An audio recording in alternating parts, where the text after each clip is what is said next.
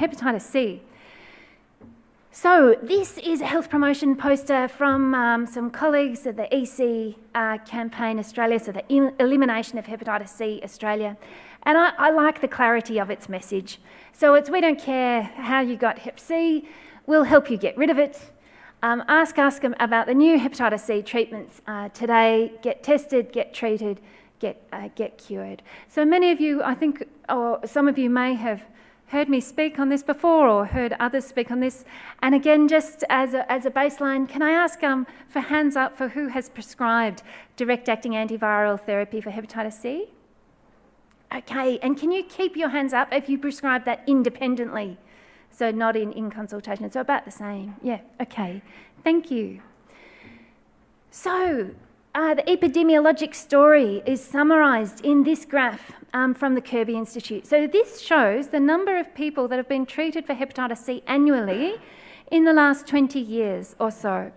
And you can see in all the period of the yellow bars there, it's 5,000 people or less per annum. And yellow bars indicate interferon-based therapy. So this was terrible treatment. It was highly toxic. It lacked efficacy. It required specialist management, and we didn't treat many people. Then there was this extraordinary introduction of a brand new class of drugs called direct-acting antiviral therapy, and they became available in 2016 and are coloured in blue on the graph. And you can see it was an extraordinary year in Australia for hepatitis C, where 35,000 Australians received DAA treatment for hepatitis C. And to remind you of what these DAAs are all about, the ones that we have access to now are pan-genotypic, so you can treat any of the genotypes of hepatitis C, and the two that are currently available include fixed-dose combination, so fosbuvir and valpadosvir, and the trade name for that is Epclusa, that's on the left. And the treatment regimen for a treatment-naive non-cirrhotic individual would be 1 tablet once a day for 12 weeks. The side effect profile is minimal, and the efficacy rate is a cure in more than 95% of cases. Then on the right we have Mavorich. This is fixed-dose combination glecaprevir and pibentozvir. And the regimen for a non-cirrhotic treatment-naive individual is 3 tablets taken once a day for 8 weeks. And again, has the same efficacy of greater than 95% cure rates. And so in the environment of this new class of drugs becoming available, the WHO has said, hang on, we could really do something now. We could eliminate hepatitis C as a public health threat. And so if you concentrate just on the salmon pink coloured bars on the bottom there, this describes globally where we're at and where we want to be. So the top graph, and I might have a pointer. Oh, look, I do. So this is the proportion of people that have been diagnosed with hepatitis C. So 2015, globally, 20% of the people with the infection had been diagnosed. So we just have to get that all the way to 90%, and then we've hit that WHO target. And then in the bar on the bottom, we've got the proportion of diagnosed people who have been cured. And this is the 2015 baseline, 7%, and we're aiming to get to 80% there. So this is our job. The figures for Australia are very different, but the message is the same in that we're not there yet, and we can achieve these goals, and we need to keep on working towards them. So there was a question about the cost of drugs before, and this is certainly one of the reasons why the availability of DAAs around the world is so highly variable, and why in Australia we can really consider ourselves to be the lucky country, because it was up to governments to negotiate with pharma the price of the drugs. And you can see that this is for one course of treatment for one individual. So this is sofosbuvir and decladovir. So in the United States, $140,000 for one treatment course. The UK is here in green, $76,000, but then Australia is down here in yellow at $6,000. You know, it's with the lower middle income countries. How did it do this? It negotiated a really unique price capping agreement with the pharma companies that has enabled all Australians with hepatitis C to be eligible for PBS funded therapy. So this is really extraordinary, and we're the envy of the world to have this type of access to this treatment.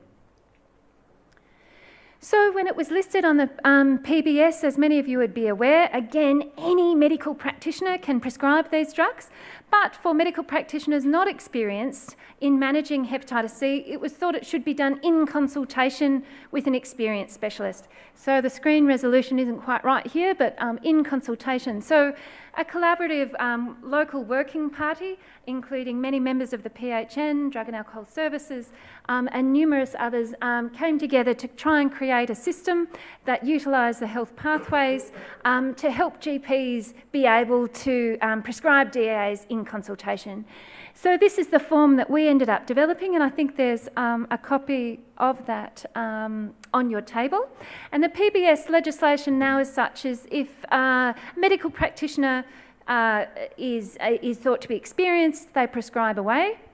If they're inexperienced, then they still need to fulfil this in consultation criteria. So the other point of this process is that whilst the overwhelming majority of people with hepatitis C can be managed in primary health care, there are still some groups that probably would benefit from specialist care and referral into the specialist services, and these are people with cirrhosis, people with co-infection with hepatitis B and HIV and hepatitis C, and anyone who has previously failed a hepatitis C treatment regimen that contains a DAA. Yeah? So they're the people that we're trying to filter out. So if you've ever filled in an in-consultation form and I've said, oh, this person needs to come to clinic, then it's because we're concerned on one of these fronts. So this is where we are, the Bowen Southwest region, in which about 403,000 people live, and we can estimate that about 3,600 people are living with hepatitis C. And I wanted to take you through a quick bit of work that we'd done showing how close we are as a region to achieving those WHO elimination targets. And so we created this in-consultation system embedded within health pathways, and we audited the first 12 months of this system to say, is it working, what happened, and we were delighted that this was published in an international European journal last year with our results that showed this.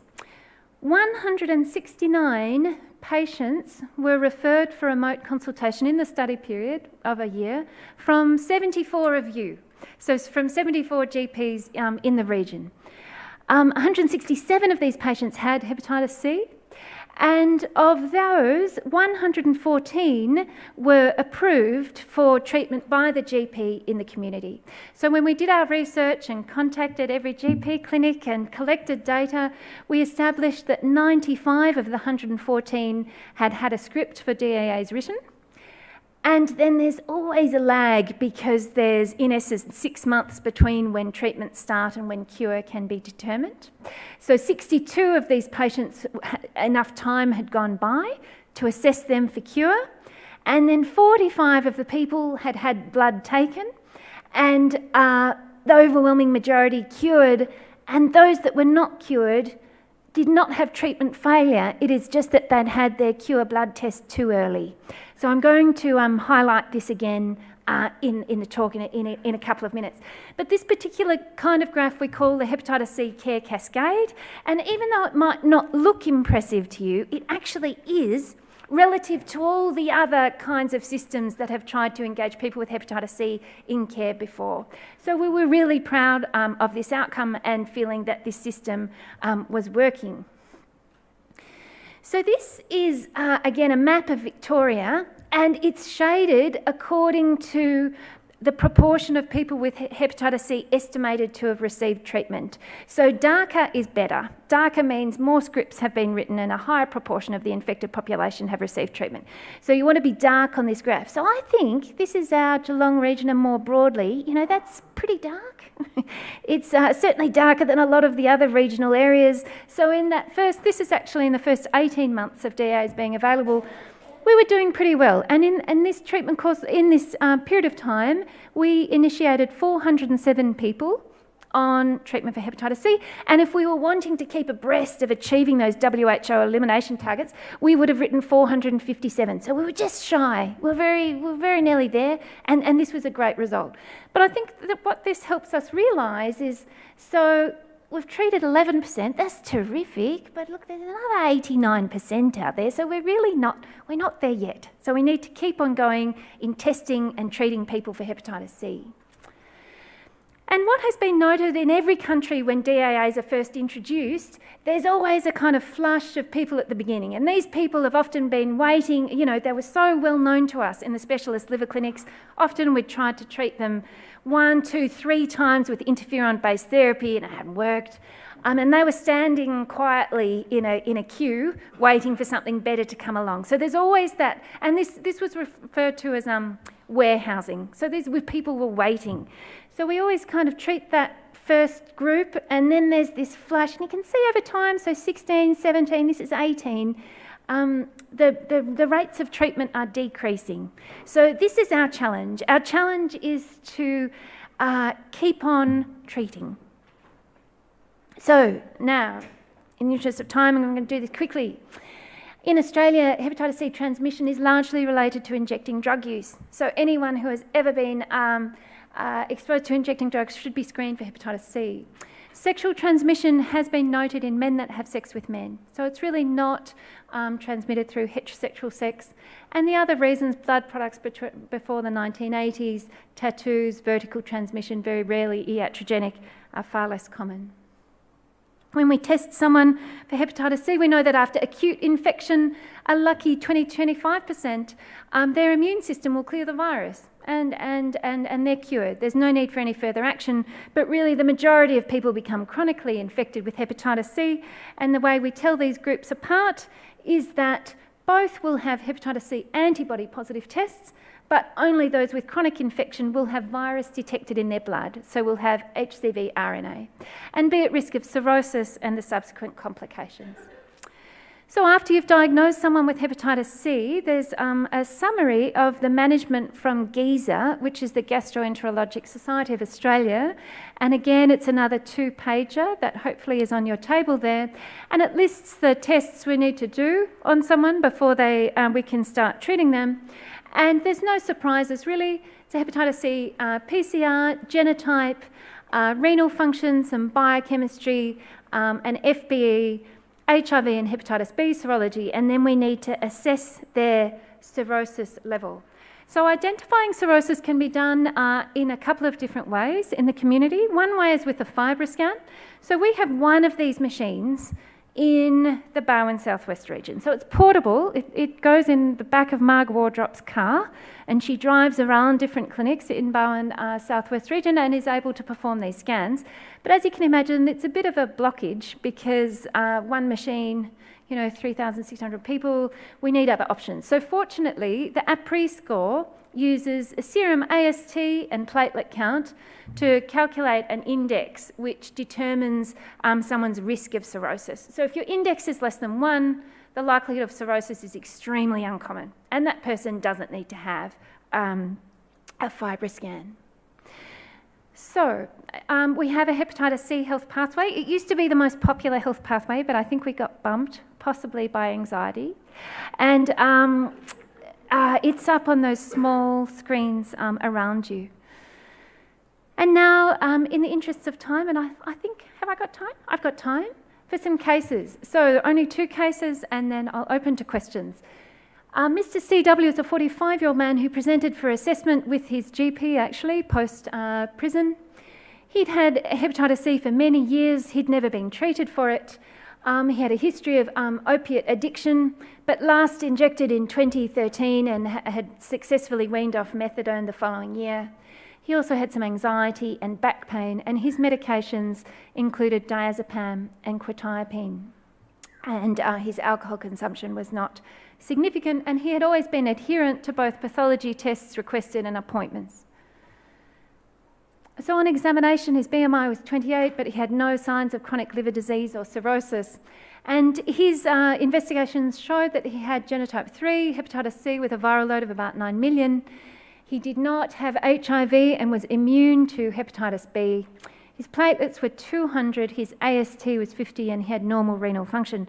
Now, Kelly, I don't know, are we going to be able to do this part today? No. So quite commonly, when we do this presentation, we have two screens, and Kelly can then demonstrate to you using the health pathways how we can calculate someone's APRI and also assess for drug-drug interactions, both of which are critical before prescribing DAAs. But we don't have two screens today, so I'm just going to describe it to you. Although perhaps we can just look at those screens up there. On the top right-hand corner, there are two links. And the first link, I think, is to the APRI calculator. And you have to put in three numbers. You put in the AST, the upper limit of normal for that laboratory's AST, and the platelet count. And it gives you a number. And I can't remember what this man's number is, but it is less than 1 because he does not have cirrhosis. So that's the first calculation we'd need to do as part of the hepatitis C workup. The second thing is that the DAAs are highly safe and effective, and that's fantastic, but they are subject to a multitude of different drug-drug interactions. And unfortunately, the interaction checker that is built into current GP practice software like Best Practice Medical Director is not adequate for checking those drugs. So around the world, all of us who prescribe DAAs have to use the University of Liverpool website to check for drug-drug interactions. It's a terribly user-friendly website. I'm sorry I can't demonstrate it to you right here now, but if you click on the link within Health Pathways, it will take you to that website, and you have to choose two things: the hepatitis C drugs you want to use, and then the drugs that that patient is on. And it comes up with a traffic light system of green, no problem, go; amber, you might need to manage a few things here; or red, there's an absolute contraindication, you can't prescribe these drugs altogether. So in order to try and assist GPs in doing this, we actually have a hepatitis C pharmacist at the hospital called Sarita Thithi. She's very experienced. She works in our clinic. She carries a mobile phone during business hours, and the number is listed in Health Pathways. And if you have problems with drug-drug interactions, please ring her and she would be able to help you. And I can tell you that with the quetiapine and diazepam, it was green for go. No interactions. So in summary, we've got a man with hepatitis C genotype 3, he's treatment naive, he's non-cirrhotic based on an APRI, and so we elect to treat him with 12 weeks of fixed dose combination, so fosbuvir, valpatisvir, 1 tablet orally daily. We're going to review him as needed, but I'm all in favour of, again, a review at 1 month's time. And if the patient had an abnormal ALT pre-treatment, if you repeat the ALT now, commonly it's normal. And that's an affirmation that they're taking the treatment, that the treatment's working, and also an opportunity to discuss adherence. But that 4-week review is no longer recommended in the national guidelines, so it's really an individual patient practitioner decision, but it's something I like to do if it's not inconvenient for the patient.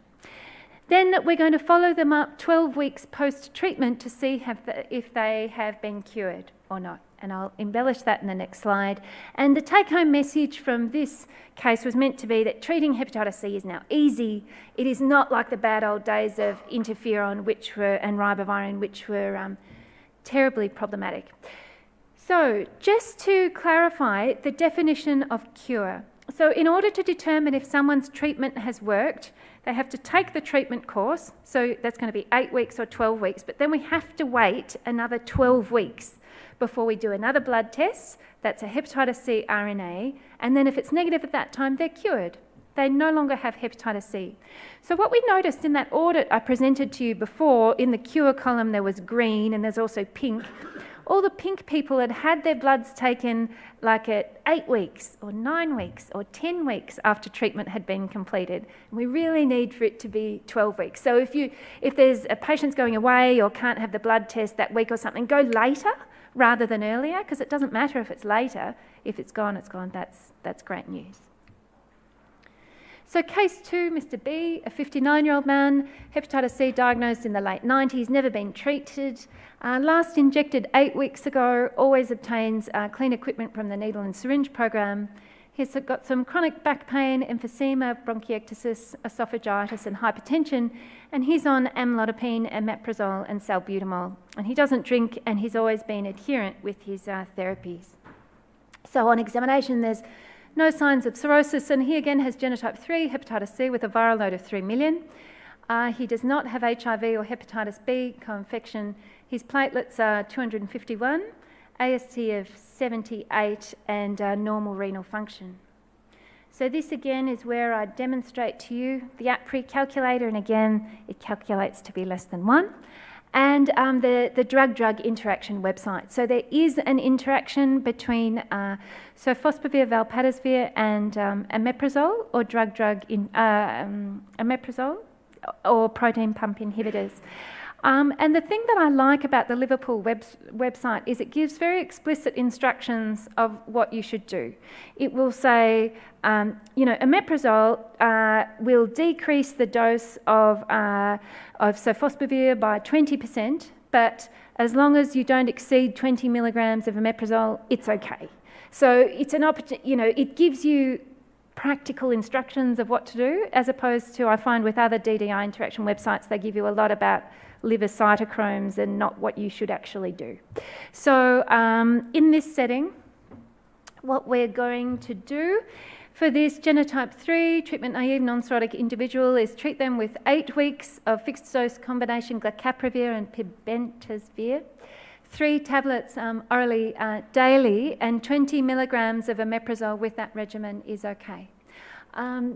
And we're going to review him as needed and follow him up 12 weeks post-treatment. And the take-home messages from this particular case was that assessing and managing drug-drug interactions is really important, and that people who inject drugs are eligible for direct-acting antiviral therapy. And if you think about it, if we want that epidemic curve to change, they're the group that we have to treat, so they're not able to transmit the infection onto others. So when considering the eligibility to prescribe someone DAA therapy for hepatitis C, the most significant thing is to assess their ability to adhere. So if someone's got a highly chaotic life and the likelihood they're going to be taking 1 tablet once a day for any period of time is completely unlikely, then issues probably need to be addressed before that person can be safely treated. But if someone is injecting and there's not going to be an issue with adherence, certainly we should be offering that person treatment. So, conclusions. In order to achieve the WHO elimination targets, it's critical that we increase hepatitis C testing and treatment. And you're really the key, I think, for us to achieving that. So I'd welcome any comments or questions. Thanks for your time.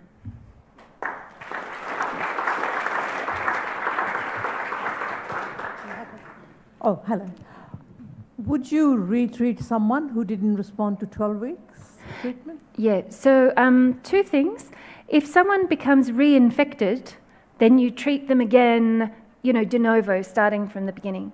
But if their hepatitis C PCR was positive at the 12-week treatment, then no, they need different drugs and different treatment course, and it's not completely straightforward, and so that's why we would prefer to manage those people in specialist clinics for now. Yeah. But what we do is we're trying to get access to a drug, the trade name is Versivi, so it's fixed-dose combination, so sofosbuvir, valpadosvir and voxilprevir, which looks to be highly effective. Having said that, we had 1 individual who failed it the other day, so there's always the 1 to 5%. Yeah. Yes. Why would you choose the 8-week treatment period versus a 12-week treatment period? Drug-drug interactions may play into it, but otherwise it's patient choice. I say, and we just say, what would you prefer? 1 tablet once a day for 12 weeks, or 3 tablets once a day for 8 weeks, and different people choose different things, but neither here nor there. Yeah. What about patients that are not treatment naive, that might have had, say, 6 weeks of treatment and then stopped taking it and another 6 months down the track? So treatment for hepatitis C evolved over time from being standard interferon 3 times a week to being standard interferon combined with ribavirin, to being pegylated interferon once a week combined with ribavirin, to being PEG, Riba and telaprevir, boceprevir or cimeprevir. So for the people that were treated with standard interferon, that doesn't count. And standard ribavirin doesn't count, and PEG Riba usually doesn't count either. But if you've previously been exposed to a DAA telaprevir, boceprevir or cimeprevir, none of which we use anymore, then you might modify the regimen. So in the GISA guidelines, there's another table, and it's quite complicated actually, but with like all the possible regimens you can use according to the drugs the person's previously been exposed to. Yeah. Oh, sorry. I'll follow the microphone. How long is the deal that the government struck valid for? How long was the price agreement for? It was, I can't remember if it was 3 or 5 years, the price cap. Yeah, we're trying to run as fast as we can, yeah. We're going to seize the day. Yeah, I don't know what will happen after that. I'm not sure if anyone knows, yeah. Why do we test for genotype if it works for all genotypes? I can't see whether, hello. Yes, so it's, things have changed so quickly with hepatitis C, it can't quite keep up with itself. So the logistics and structure around it can't quite keep up. So unfortunately, you still need to report the person's genotype when you ring up and ask for the authority script from PBS.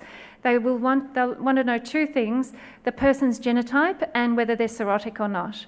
So there are movements afoot to try and remove that genotype requirement for that phone call, but as it stands now, that's why we do the genotype.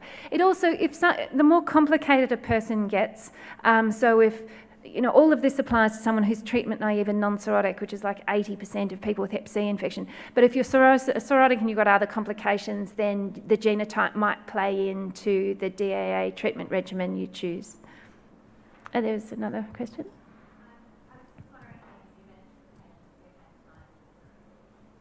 Oh, yeah. So, yes, sorry. The question was, how do we manage people with signs of cirrhosis? So the first thing is the FibroScan, or the APRI is a screening tool. So first of all, we have to confirm the diagnosis. So if they haven't had a FibroScan, we do a FibroScan, we do an abdominal ultrasound. We can also order an ARFI, or now at Bowen Health there is shear wave elastography. So we'd look to confirm the diagnosis of cirrhosis using imaging techniques. It's rare that we have to biopsy anyone anymore, but that's kind of the gold standard and last post of the diagnosis. And then once diagnosed with that, sometimes it affects the treatment regimen, although that can depend on the genotype. So if someone is treatment naive and cirrhotic and has genotype 3 infection, if one elects to treat them with sofosbuvir and valpatisvir, you may introduce ribavirin as well. So that's a discussion we can have with some patients. So in terms of hepatitis C, the presence of cirrhosis may impact on the treatment regimen. But other than that, we would offer them screening for hepatocellular carcinoma, which is a 6-monthly abdominal ultrasound, and we also still do alpha fetoproteins, and then screening gastroscopy for varices, and managing their bone health. We're not doing bone mineral density scans on everyone yet, but arguably, we should be. So it's, and then at the end, after we've treated their hepatitis C in the liver clinic, we hand them on to the gastroenterologists for further ongoing care for their cirrhosis. So it's thought if their hepatitis C is cured, that their cirrhosis should improve, and that the risk of hepatocellular carcinoma decreases, but we don't have enough data yet to suggest, you don't need to screen for HCC anymore if you're cirrhotic and you've been cured of your hepatitis C. So we're still screening. That could change. This has been highly kind of dynamic time, but we don't have that data yet. Yeah. Thank you very much.